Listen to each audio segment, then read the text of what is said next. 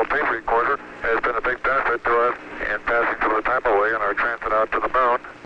And it's rather odd to see it floating like this in Odyssey while it's playing the themes of 2001. April 13th, 1970. The mood could only be described as relaxed. Apollo 13, man's fifth lunar mission. The third, scheduled to land on the moon, continued its tranquil coast. This is the crew of Apollo 13, wishing everybody there a nice evening, and we're just about ready to close out our inspection of Aquarius and get back for a pleasant evening at Odyssey. Good night. 13, we've got one more item for you when you get a chance. We'd like it to stir up your cryo tanks. In addition, have Shaft and Trunnion for a look at the Comet Bennett if you need it. Okay, stand by. Okay, Houston, we've had a problem here. This is Houston. Say again, please. Yes, Houston, we've had a problem. We've had a main B bus undervolt. Roger, main B undervolt. Okay, stand by, 13. We're looking at it. And we had a pretty large bang associated with the... April 11th, 1970. Launch day. The crew of Apollo 13. Jim Lovell, commander and veteran of 3 previous missions. He had orbited the moon Christmas 1968 on Apollo 8. Fred Hayes, his first time up, lunar module pilot. Jack Swigert, command module pilot. 3 days ago, he was on the backup crew. Now he replaced Ken Mattingly. Mattingly had been dropped from the mission because he had been exposed to German measles. He would watch the launch from Houston's mission control. Auto sequence initiated, flight. Roger. Flight booster. Go. S4B pre-press complete. Roger. Flight booster. S1C pre-press complete. We're on internal power and we go. Roger. How's it look, Econ? You got your space Looks good, flight. Okay. MCC record us to flight speed. Ignition, flight. Roger. Roger. Clock start, flight. Roger. Let us go, all engines. Roger. Okay, Fido, how's it look? Looks good here, flight. Good agreement. Okay, booster, how do you look? S1C looks good, flight. Okay, Capcom, we go, you on the ground. Okay, we go at 1, Capcom. Can't relieve it, flight. Roger.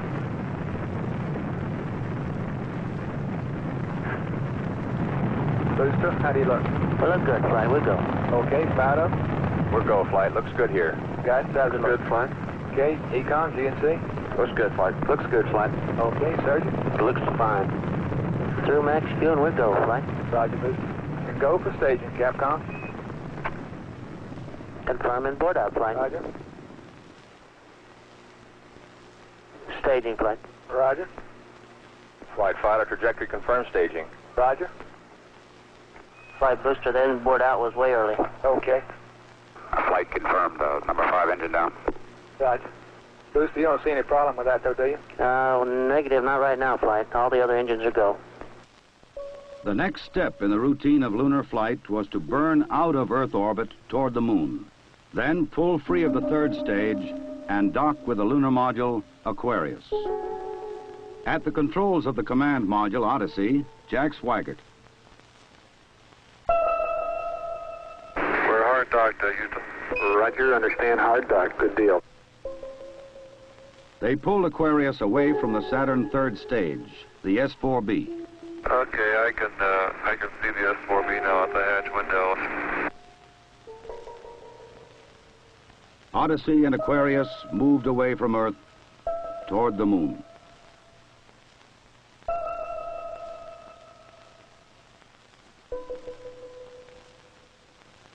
Okay, Houston, we've had a problem here.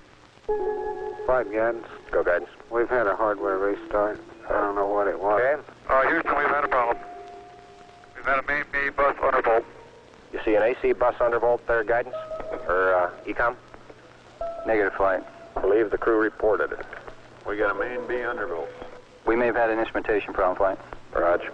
And we had a pretty large bang associated with the caution and warning there.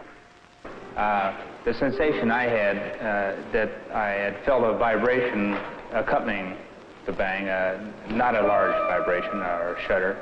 Is there any kind of leads we can give them? Are we looking at instrumentation, or we got a real problem, or what? We're reading 0 N2 pressure in fuel cell 1 and 13 psi on fuel cell 3 O2 pressure. Okay, Barrett, what do you want to do? Open circuit fuel cell 1 and 3? That's firm flight. Shut down the reactance valve, and I asked for reconfirmation, since when you do that, it's sort of irreversible. If you shut one of these things down, they only can be restarted from ground support equipment. Yeah, that's because of AC, and it looks to me, looking out the hatch, that we are venting something. We are venting something out into space. Okay, let's everybody think of the kind of things we'd be venting. GNC, you got anything that looks abnormal in your system? Negative flight. How about you, Ecom? You see anything that, with the instrumentation you got, that could be venting? That's a firm flight. Let me look at the system flight as far as the venting is concerned. Okay, let's start scanning. Here is a bulletin from ABC News. The Apollo 13 spacecraft has had a serious power supply malfunction that could cause the lunar landing mission to be terminated early. I assume you've called in your backup ECOMs? Flight, say again? Have you called in your backup ECOMs now? See if we can get some more brain power in this We thing? got one here. Roger. At the moment, the astronauts are continuing to try to isolate their trouble. The late report says the spacecraft now is operating on battery power alone. All unnecessary equipment is being turned off. Okay, now let's everybody keep cool. We got the LEM still attached. The LEM spacecraft's good, so if we need to get back home, we got a LEM to do a good portion of it with. Okay, let's make sure that we don't do anything that's going to blow our CSM electrical power with the batteries, or that will cause us to lose the main or the fuel cell number 2. Okay, we want to keep the O2 and that kind of stuff working. We'd like to have RCS, but we got the command module system, so we're in good shape if we need to get home. Let's solve the problem, but let's not make it any worse by guessing. My concern was increasing all the time. It went from, I wonder what this is going to do to the landing, to I wonder if we can get back home again. Okay, Ecom, I'm coming back to you. Flight. Go ahead. I think the best thing we can do right now is start a power down. Right about then, it was quite apparent to me that it was just a question of time that the command module was going to be dead. You don't want to get fuel cell pumps off, do you? We can do that on fuel cell number 1 flight. Okay, well, let's make sure we don't blow the whole mission. The thing that concerns me is throwing equipment. We had a problem. We don't know the cause of the problem. Flight, I've got a feeling we've lost 2 fuel cells. I hate to put it that way, but I don't know why we've lost them. It doesn't all tag up. Network from Flight. Flight network. Bring me up another computer in the RTCC, will you? We got one machine on the RTCC, and we got dual CPs downstairs. Okay, I want another machine up in the RTCC, and I want a bunch of guys capable of running D-logs down there. Roger that. What all this means is only speculation at this point. First, though there has been some tumbling or rotation of the spacecraft, the astronauts do not appear to be in any immediate danger. I'll tell you what, GNC, can you get somebody in the back room to try to figure out what the equivalent delta V is we're getting, so that we can see if we can backtrack to see if we can figure out what's venting. Roger, we'll give it a try, Flight. Okay? When I looked up and saw both oxygen pressures, one absolutely 0 and the other one going down, it dawned on me, and I'm sure Jack and Fred about the same time, that we were indeed in serious trouble. The only way to survive the situation was to transfer to the LEM. Flight Econ. Go ahead, Econ. The pressure in O2 tank 1 is all the way down to 297. We better think about getting in the LEM or using the LEM systems. I'd say this is as serious a situation as we have ever had in manned spaceflight. We've always called the LEM a good lifeboat under those circumstances. If at any time in the mission, however, if the LEM had separated and we had gotten ourselves into a rendezvous situation, or the command module being around the moon, then what you state is absolutely true. It would be a fatal situation. Tell me you from Flight. Go ahead, Flight. I want you to get some guys figuring out minimum power in the LEM to sustain life. The accident had occurred 200,000 miles from Earth. Lovell, Swigert, and Hayes rode in the lunar module attached to a lifeless command module. Apollo 13 had started as a mission of scientific exploration. It was now a matter of survival. Since the command module was dead, except for the oxygen and power hoarded for re-entry, the guidance platform of Aquarius, designed to land on and take off from the moon, would have to be used. The first milestone, and I consider this after the accident, I guess, more or less the survival now. The first milestone was to get alignment on the LEM platform. Alignments are important, you know, because without knowing exactly which way the attitude of a spacecraft is in space, there's no way to tell how to burn or how to use the engines of that spacecraft to get the proper trajectory to come home. The position we are now on the Earth-Moon plane, we have to go around the moon to get back if we're going to use the DIPS engine. You would have had enough capability with the SPS engine, but of course we don't dare use that now. So we have to go to the back side of the moon and come back. To get into the correct orbit around the moon, the crew had burned out of a trajectory that would automatically bring them back to Earth. They would have to get back onto a safe course toward Earth. He needs to put his throttle to min also, Flight. Throttle to min? Yes, he's at 29% now, roughly. This maneuver, again, was completed on time, and because it was a manual burn, we had a three-man operation. Jack would take care of the time. He'd tell us when to light off the engine, when to stop it. Fred handled pitch maneuver, I handled the roll maneuver, and I pushed the buttons to start and stop the engines. Aquarius, and you go for the burn.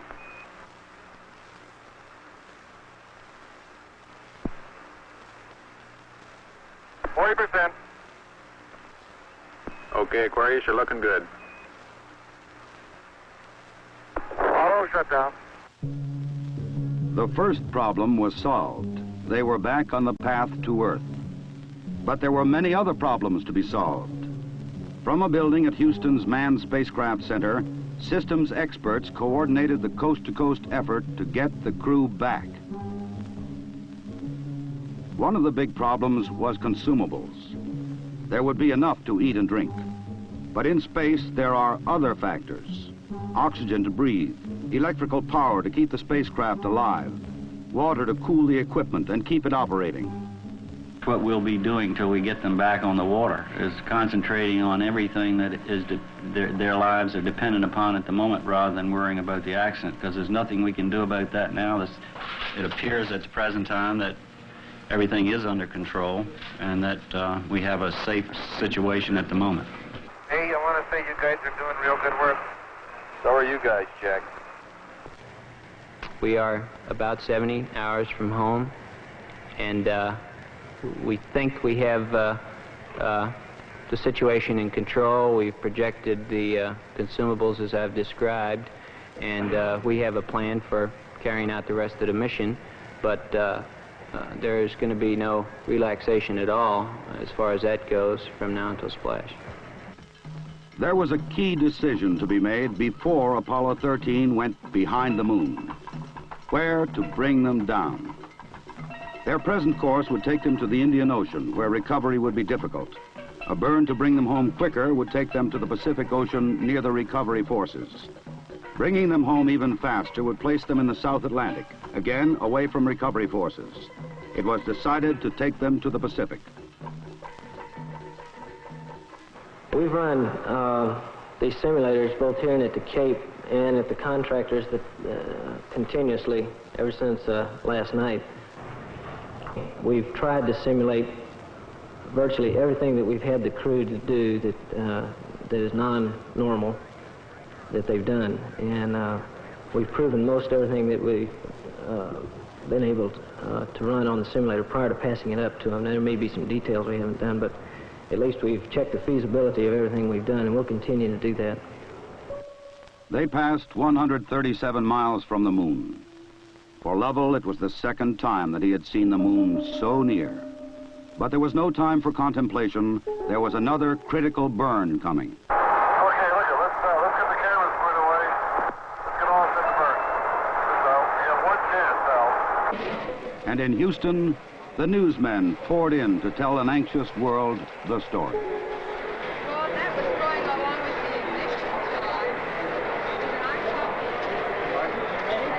Shortly after Apollo 13 had separated from the Saturn third stage, the stage had been sent onto a trajectory toward the moon. Its impact would be recorded by the seismometer left by Apollo 12. By the way, Aquarius, we see the results now from 12's seismometer. Looks like your booster just hit the moon and it's rocking it a little bit. Over. Well, at least something worked on this flight. I'm sure glad we didn't have a limb impact, too. Jim, you are go for the burn. Go for the burn. Roger, understand. Go for the burn. Guidance okay? We're good, flight. Control okay? We're okay, flight. Tell me we're go, flight. Inco okay? We're good, flight. Ground confirms ignition. We're burning 40%. West Houston, you're looking good. Roger. Shut down. Roger, shut down. I say that was a good burn. Roger, now we want to power down as soon as possible. Understand. To conserve the electric power and cooling water, the crew shut down all but the vital, life-sustaining systems of the LEM. I think the LEM spacecraft's in excellent shape, and I think it's fully capable of getting the crew back. I think, as we have found before, every time we've put the LEM spacecraft to a test, it's always done much more than it was guaranteed to do, and I think this is a good case in point. Conserve the consumables, cooling water, electric power. The LEM water gun was leaking, and we shut that off. I guess it leaked about a quart of water, I would estimate. But it took me about 2 days to get my feet dry, and of course, I think you were all aware that the temperatures were going down in both vehicles, and it's made for very chilly feet for a couple days.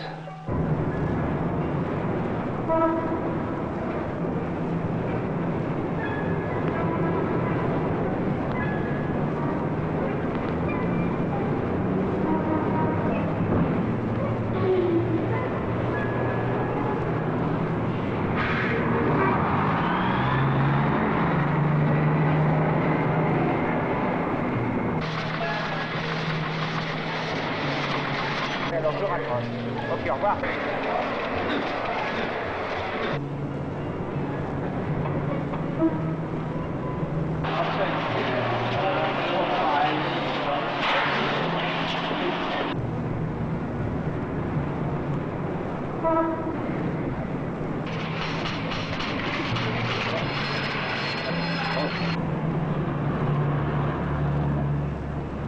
Lord, your astronauts will come back safe. If I may be serious for one moment and ask the entire audience for a moment of prayer for the crewmen of the Apollo 13. We'll hold silence for a moment, please.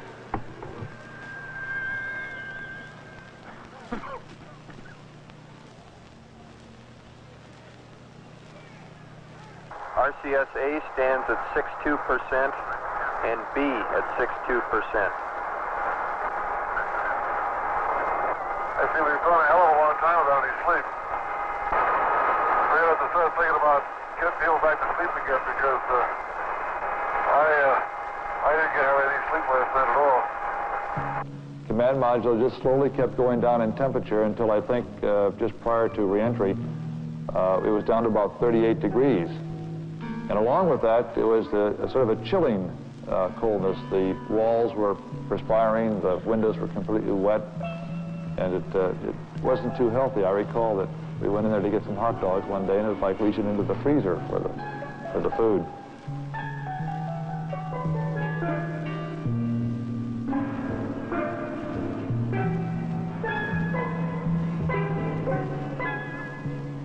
If you want my opinion of how they handled the situation when it happened, they handled it exactly like we'd expect them to. They were about as well on top of it as anybody could be, knowing what we knew, which isn't very much, I'll have to admit. But I think they did everything right within the knowledge that was available to us in a timely fashion, which is what all we expect of them.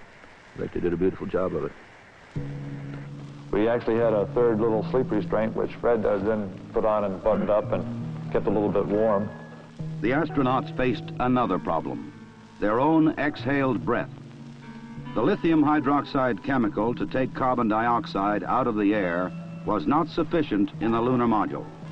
They would have to adapt the canisters from the command module to fit the hoses in the LEM.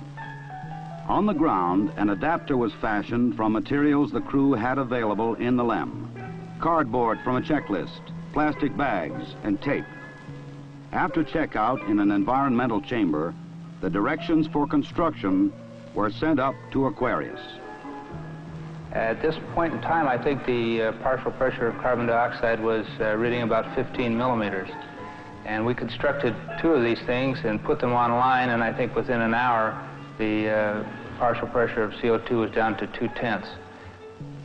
So you see that survival now became one of initiative and ingenuity, and it was one which the ground continually helped us along. We had all kinds of people on the ground trying to think up ways of extending our lifetime. There would be still another burn, a mid-course correction to get Apollo 13 into the narrow corridor through the atmosphere for a safe return to Earth. We're at burn attitude, flight. College. Ignition. Thrust looks good. Shut down. Hang in there, it won't be long.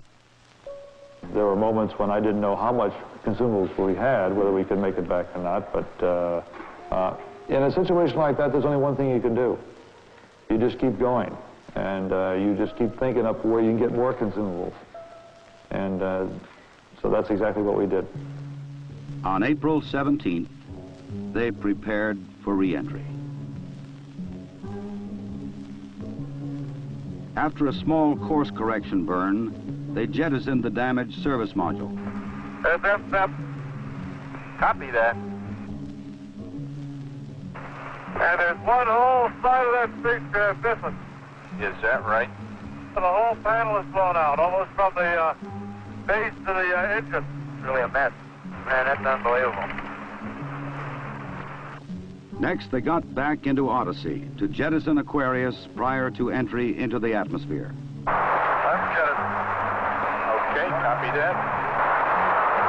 Farewell, Aquarius, and we thank you. Okay, LOS in a minute or a minute and a half. At entry attitude, we'd like Omni Charlie. And welcome home. Thank you.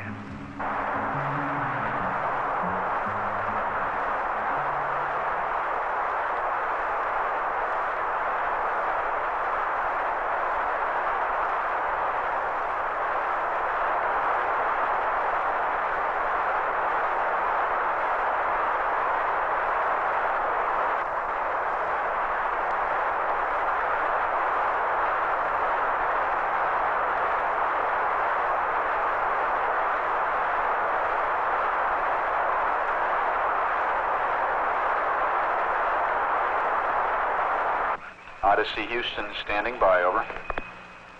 Okay, go over.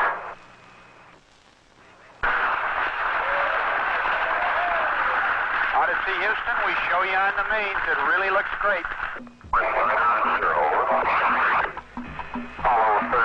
Apollo 13, this is recovery, over. They're going through 5,000. Under Apollo 13, this is recovery, and your chutes look good. Apollo 13, this is recovery. We observed your RCS burn, over. The recovery, Apollo 13 is descending. Apollo 6, this is recovery, over. Well, the one place down at this time, the 3 chutes are displaced in the water. 0 degrees, magnetic 3.5 miles, Iwo Jima. Iwo Jima, roger. This 401 that took the command module is stable 1 at this time. They're riding comfortably. The vertical axis are approximately 15 degrees. Swim 1, you're cleared into position. Swim 3, you're the 2 units. Swim 1, roger. Okay, left 2, you win last 270.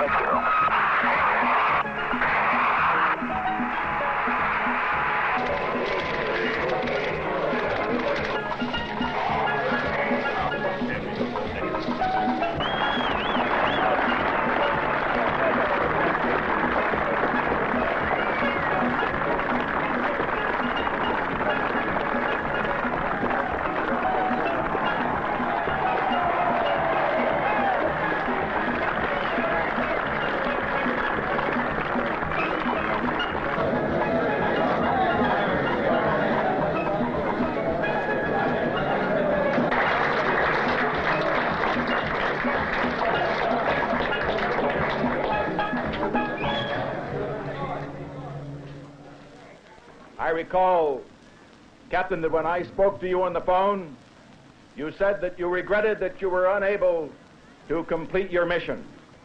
I hereby declare that this was a successful mission.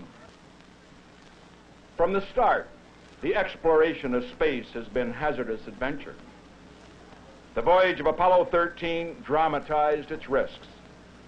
The men of Apollo 13, by their poise and skill under the most intense kind of pressure, epitomized the character that accepts danger and surmounts it.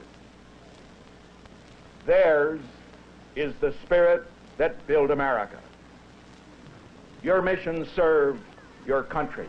It served to remind us all of our proud heritage of a nation, to remind us that in this age of technicians and scientific marvels, that the individual still counts, that in a crisis, the character of a man or of men will make the difference.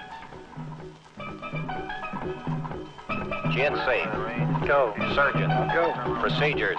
Go. AFD. Go. Network. Go. Computer soup. Go. Raj, network, give me an amber. RTC on AFD conference. RTC's on AFD conference. Okay, all flight controllers, let's play it cool.